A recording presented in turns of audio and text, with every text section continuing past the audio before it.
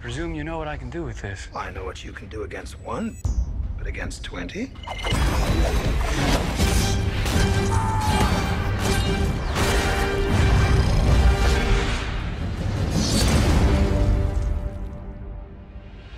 Abraham Lincoln, vampire hunter. Is it really far-fetched? Well, I'll put it like this. Abraham Lincoln was more like a vampire hunter than Obama claims to be like Abraham Lincoln.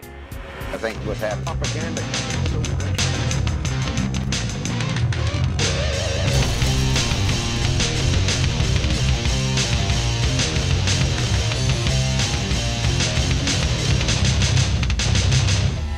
The Democrat Party is a party of bloodsuckers. Abraham Lincoln knew it. The blood, sweat, and tears that you put into the comfortable life you'll come to make for yourself, Democrats are always trying to suck that away from you.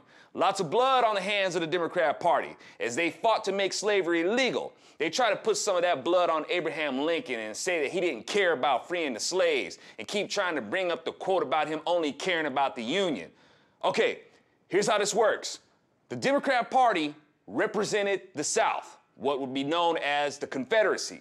The Democrats in the North were also pro-slavery, but they did not agree with secession. They wanted to keep the Union together, because as far as they were concerned, the whole Union would be better off if they were together in the market of slave trading. With that in mind, and to make a long story short, Abraham Lincoln couldn't just say, "I'm gonna go to war to free the slaves." He wouldn't have gotten much support for that. In order for him to get support from the Northern Democrats, he had to play down his interest of freeing the slaves and focus on what he had in common with the Northern Democrats, and that was to keep the Union together.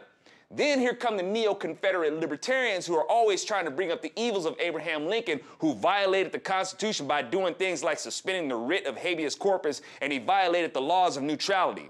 They look at these evil constitutional violations of Abraham Lincoln, but don't look at the constitutional violations committed by the Confederacy in the first place, and those violations include depriving people, namely blacks, of their right to life, liberty, and their pursuit of happiness and property without due process. And they did that by denying them personhood. You want constitutional, civil, and human rights violations? You need look no further than the Democrat Party that represented the Confederacy. So I don't need to look at Abraham Lincoln. I'm looking at the Confederacy and the neo-Confederate libertarians who accuse him. So, Abraham Lincoln, who was fighting against the Democrats who were feeding off the blood-soaked whips of slavery and the blood that dripped from cut fingers and feet from the cotton fields, even today, Democrats still display vampiric characteristics as their fangs seek deeper into us as they press for more taxes. They argue for separation of church and state and express their offense at the sight of crosses and the nativity scene. They repel the sun as they say the earth is heating up and we're to blame for trapping too much of the sun's heat.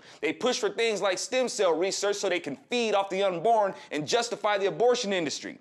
Abraham Lincoln, the father of the Republican Party, committed the Union to war against the vampiric Democrats. And just like evildoers, they act like they're victims when justice is brought to them and try to accuse others of evil to mitigate their own evil actions. Obama and the Democrat Party are invoking Lincoln, draining his integrity to make him like them. And the neo-Confederate libertarians are continuing attacks on him to take the focus off what the Confederacy did in the first place. I keep telling y'all, libertarians have more in common with liberal Democrats than they do with conservative Republicans. The attacks are coming from multiple angles, y'all. Better sharpen your axe.